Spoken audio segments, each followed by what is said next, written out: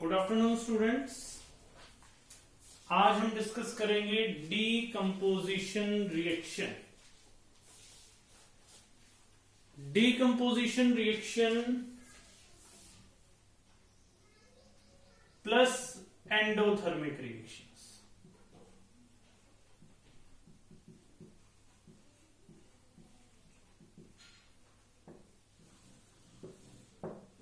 दो reactions discuss करनी है हमने, एक डीकंपोजिशन और एक एंडोथर्मिक। डीकंपोजिशन का मीनिंग क्या है?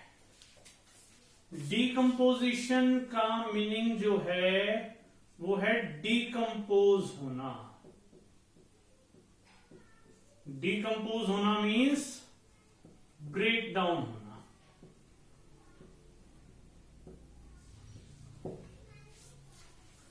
हमारे पास कोई एक पर्टिकुलर रिएक्टेंट है, उसको मैंने क्या कर दिया?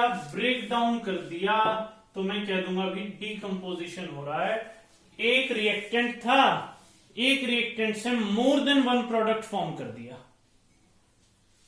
फॉर एग्जाम्पल मेरे पास थे FeSO4 डॉट, वैसे क्रिस्टल लिख रहा हूं, क्रिस्टल्स ऑफ फेरस सल्फेट। एक बार लिख लेते हैं, रिएक्शन फिर लिखेंगे, ये आपको ध्यान रखना है। वैसे FeSO4.7H2 ये है क्रिस्टल ऑफ फेरस सल्फेट। इनका कलर होता है ग्रीन। ये क्रिस्टल्स हैं ग्रीन कलर के।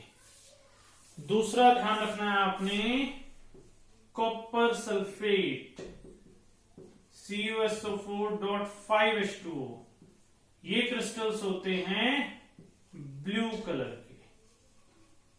ये बात ध्यान रखना, ये दो सोल्ट हैं, एक फेरस सल्फेट और this one is copper sulphate. In crystals का कलर तो हो गया ग्रीन, इन क्रिस्टल्स का कलर हो गया ब्लू। अब मैं फेरस सल्फेट को हीट कर देता हूं। किसको? फेरस सल्फेट को मैंने हीट कर दिया। ध्यान से समझना भी। FeSO4 लिया,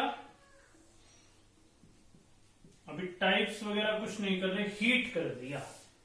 हीट कर दिया मतलब मैंने बाहर से एनर्जी प्रोवाइड कर दी, तो FeSO4 टूट गया Fe2O3 SO2 SO3। मीन्स यहां पर एक रिएक्टेंट से more than one product form हो गया। From one reactant we obtained more than one product. तो इस रिएक्शन को मैं कौन सी रिएक्शन कह दूंगा? Decomposition reaction. समझ में आई बात? डीकंपोजिशन मैं तीन तरीके से करवा सकता हूं किसी भी सब्सटेंस की। ये चीज तो ध्यान रखना भी, डीकंपोजिशन होगी तो तभी ही जब आप एक्सटर्नल फॉर्म में एनर्जी प्रोवाइड करोगे। अब देखो, ये एनर्जी मैं तीन तरीके से प्रोवाइड कर सकता हूं, हीट की फॉर्म में,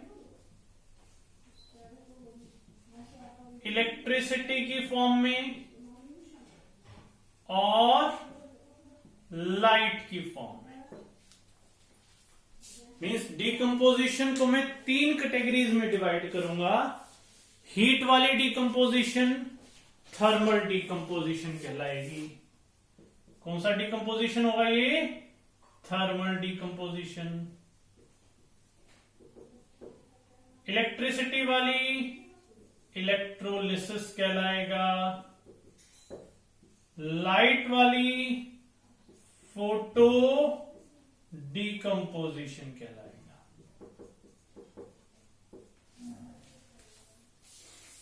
नोट डाउन करना भी इतना।